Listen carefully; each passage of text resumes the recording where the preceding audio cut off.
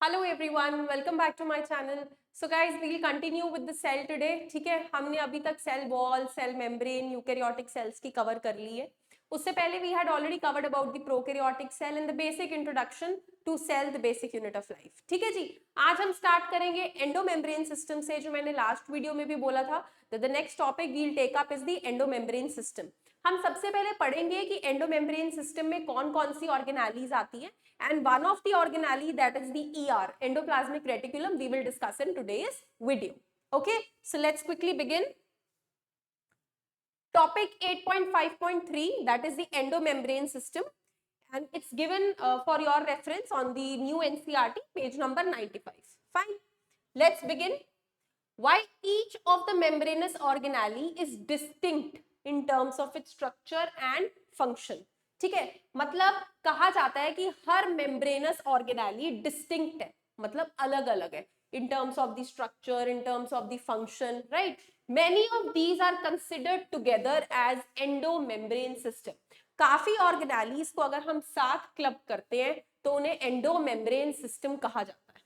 ठीक है, बिकॉज उनके फंक्शन साथ पे कोऑर्डिनेटेड है। अब देखो, सेल के साइटोप्लाज्म के अंदर काफी सारी ऑर्गेनालीज हैं जो इकट्ठे फंक्शंस परफॉर्म करती है। ठीक है, दे आर क्लब्ड टुगेदर, क्योंकि कहीं ना कहीं उनका फंक्शंस आपस में एक दूसरे से लिंक्ड है। Okay, the endomembrane system includes, क्या क्या इंक्लूड करता है ये एंडोमेम्ब्रेन सिस्टम? दैट इज, पहली organelle endoplasmic reticulum which is just attached to the nucleus. उसके साथ ही लगता है गोल्गी कॉम्प्लेक्स, जो एंडोप्लाज्मिक रेटिकुलम से बना हुआ सामान इकट्ठा करता है। Then lysosomes and vacuoles. Okay, so these are the four organelles जिनके फंक्शंस आपस में एक दूसरे से एसोसिएटेड है। That is why they are combiningly forming the endomembrane system. But इसका मतलब सिर्फ यही नहीं है कि सेल में सिर्फ इतनी ऑर्गेनालीज है, सेल में और भी बहुत सारी ऑर्गेनालीज है। कौन कौन सी? Since the functions of mitochondria, chloroplast, peroxisomes are not coordinated with the above, that means with the endomembrane system, they are not considered a part of endomembrane system. ये जितनी भी ऑर्गेनालीज यहाँ पर लिखी हैं और इनके अलावा भी अगर कोई ऑर्गेनाली सेल में एग्जिस्ट करती हैं तो वो एंडोमेम्ब्रेन सिस्टम का पार्ट नहीं फॉर्म करती. It does not form the part of endomembrane system. Okay, so we will discuss about the first organelle of endomembrane system, that is the endoplasmic reticulum. I hope आपको clear हो गया कि हम endomembrane system कह किससे रहे हैं. If not, I'll just go in a little detail for you guys. हमने पढ़ा था, स्टार्ट किया था सेल से, सेल द बेसिक यूनिट जिसका हर ऑर्गेनिज्म बना हुआ है. देन हमने सेल को दो बेसिस पे डिवाइड किया था, prokaryotic cell, eukaryotic cell. Prokaryotic जिसके अंदर जो हमारा न्यूक्लियस था that was not properly defined, लेकिन यूकैरियोटिक सेल में न्यूक्लियस काफी अच्छे से वेल डिफाइंड था.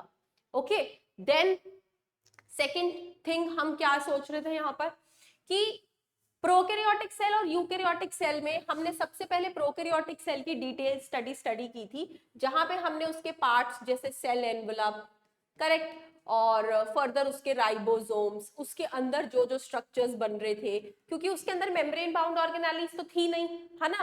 पर यूकैरियोटिक सेल्स के अंदर तो प्रॉपर न्यूक्लियस है with well distinguished membrane bound organelles. तो यूकैरियोटिक सेल में क्या हुआ था? यूकैरियोटिक सेल में बनी थी काफी सारी चीजें, है ना. जैसे सबसे पहले हमने सेल मेम्ब्रेन पढ़ी, सेल मेम्ब्रेन के बाद हमने सेल वॉल पढ़ी जो प्लांट सेल में डिस्टिंग्विश थी. अब थर्ड हम पढ़ रहे हैं एंडोमेम्ब्रेन सिस्टम. एंडोमेम्ब्रेन सिस्टम क्या होता है? जैसे for example this is a cell, cell के सेंटर में ये है हमारा न्यूक्लियस. अब न्यूक्लियस के अराउंड आपको ऐसे स्ट्रक्चर्स मिलेंगे. You will find out the structures like this,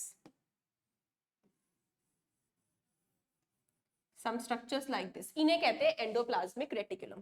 और इसी के साथ आपको मिलेंगे इस तरीके के कुछ सैक्स जिन्हें बोला जाएगा गोल्गी एपेरेटस, राइट. इन्हीं गोल्गी से बन जाते हैं कुछ हमारे सुसाइडल बैग्स जिन्हें हम बोल देते हैं लाइसोसोम्स. ये है गोल्गी, ये है ईआर. ठीक है, ER, Golgi apparatus and lysosome. और साथ में ही प्लांट सेल के केसेस में प्रेजेंट होती हैं वैक्यूल्स. ये तो मैंने छोटी बनाई है, जो मोस्टली एनिमल सेल्स में देखी जाती है, बट प्लांट सेल में this vacuole is very big, occupying the major portion of the cell. अब सिंस ये ऑर्गेनेली साथ साथ प्लेस्ड है एंड कहीं ना कहीं इनके फंक्शंस भी आपस में बहुत ज्यादा कोऑर्डिनेटेड है, दैट इज व्हाई ये एंडोमेम्ब्रेन सिस्टम फॉर्म कर रही है। And we are going to discuss each organelle in complete detail. So let's start with the endoplasmic reticulum. Electron microscopic studies of eukaryotic cell. That means जब हमने eukaryotic cell को electron microscope में देखा तो हमें पता लगा presence of network of reticulum of tiny tubule structures.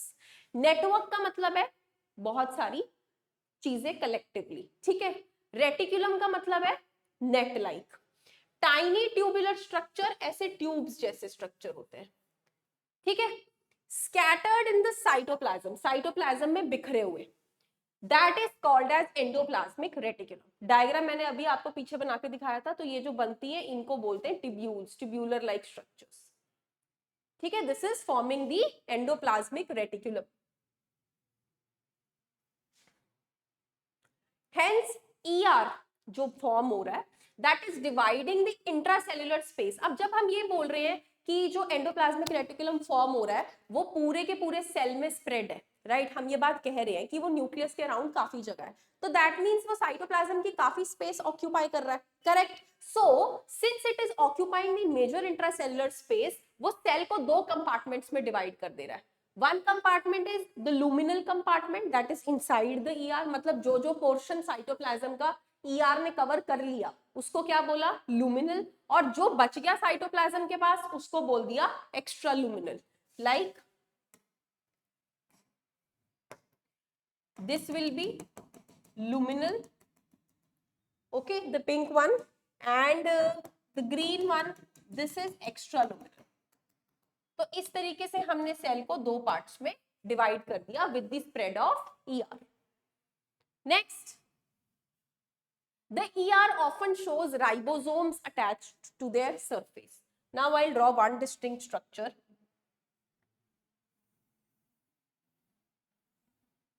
Okay, this is a cell.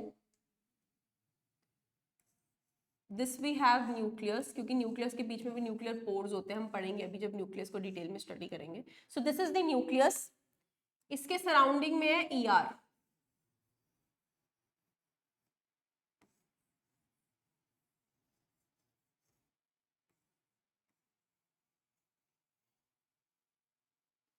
This is the endoplasmic reticulum.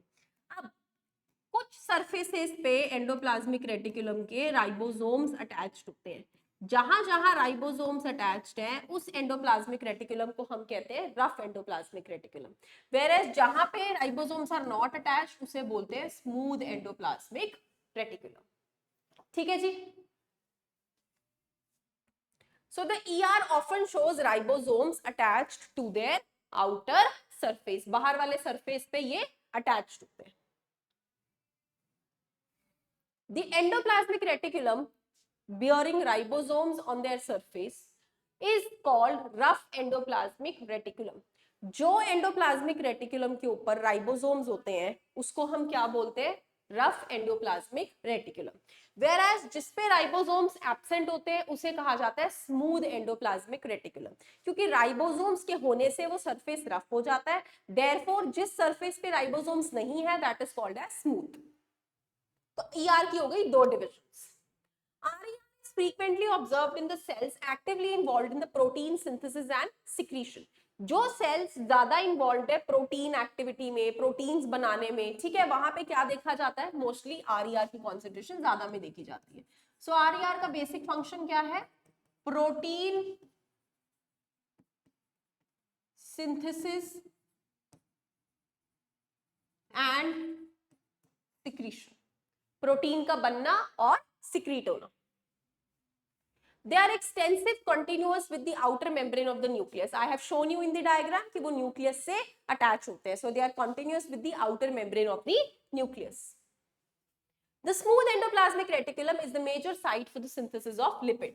जैसे RER हमने स्टडी किया कि प्रोटीन बना रहा था, उसी तरह SER क्या बनाता है, लिपिड्स. तो हमारे एंडोप्लाज्मिक रेटिकुलम के दो पार्ट्स डिस्टिंक्टिवली अपना अपना काम करने में डिस्ट्रीब्यूटेड है. In animal cells, lipid-like steroidal hormones are synthesized in SCR. Also, SCR में लिपिड के साथ साथ कुछ स्टेरॉइडल हॉर्मोन्स भी बनते हैं. So there are some hormones also which are formed. Okay. So this was the detail about endoplasmic reticulum, and we have covered the first organelle of endomembrane system in this video. Post next video, I'll be bringing about the second organelle of the endomembrane system, that is the Golgi apparatus.